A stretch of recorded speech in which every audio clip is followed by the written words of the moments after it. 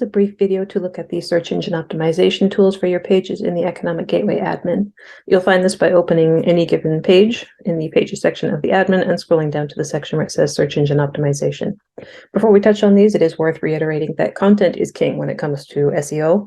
So you want to make sure that before you're coming to this part, you have worked on your content, that you have made sure you're addressing the topics that you want to optimize for in your content, that you're enriching that content or that text with media, images, videos that are relevant to the topic, and that you're addressing the topics from multiple angles throughout your site. You need to make sure that those steps are taken first, because those are what search engines look for primarily. The tools here that we're going to be looking at are used to underline that.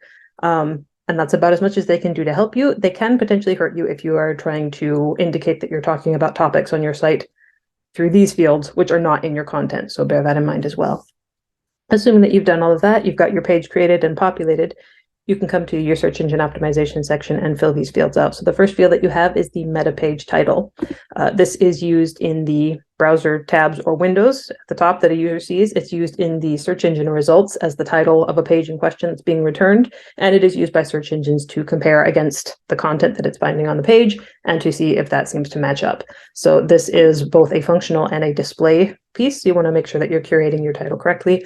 Often it just needs to be your page name or page headline.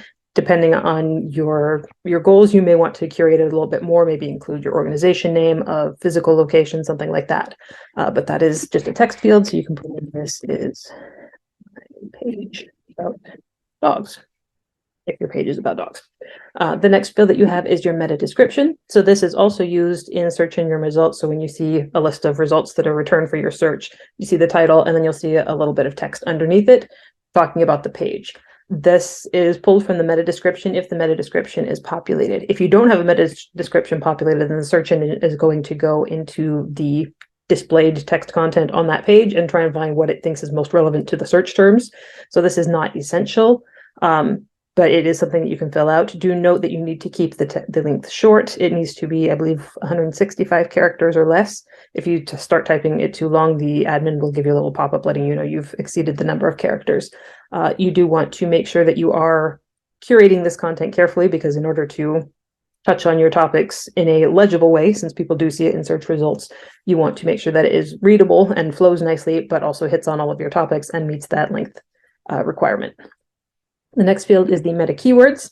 This is not displayed anywhere to the public. It is available to the public if somebody wants to look it up, but it's not ever going to be just presented to them. And this is where you can go into the keywords and key phrases that you're optimizing for, but do make sure that you are only using words and phrases that this particular page addresses. So if you have 10 different topics that you're addressing on your site, but only 3 of them are addressed on this page, don't put the other 7 topics on this page. That can hurt your SEO.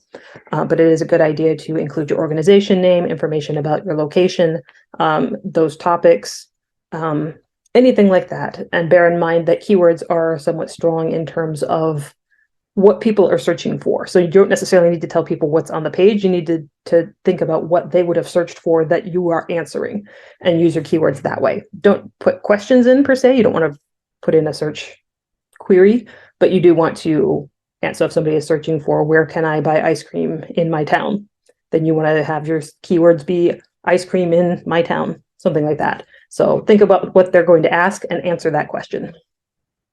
The last field is the canonical URL.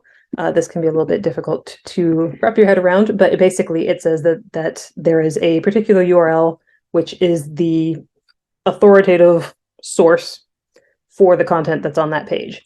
Mainly this will come into play when you have module content where you might have the same content on multiple pages. Search engines can penalize that as being duplication of content and trying to make your site look bigger than it is. So when you have something where it looks like you're going to have duplicated content, you would pick one page within your site and say that that is the authoritative source of the content, and any other page that duplicates that content would have the canonical URL that you've defined as your source.